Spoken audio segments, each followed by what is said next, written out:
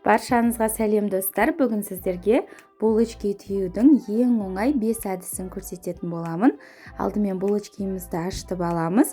Ол үшін табаға жылы сүт, қант, шым-шым тұз, жұмыртқа, бөлме температурасында еріп тұрған сары майды салып, соңынан ашытқымызды қосып, жақсылап араластырып аламыз.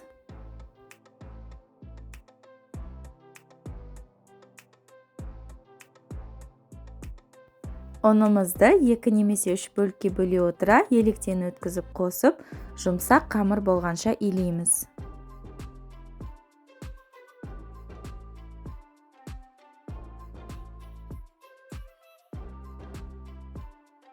Шамамен 1,5 сағатқа жылы жерге қалдырамыз.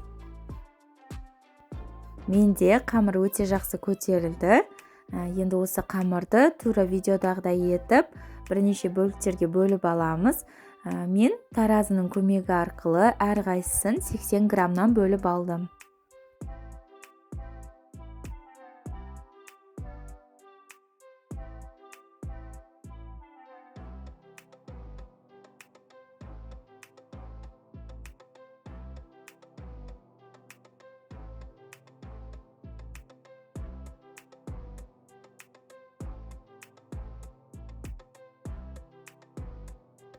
Тура видеодағыдай булочкаларымыздың барлығын түйіп аламыз.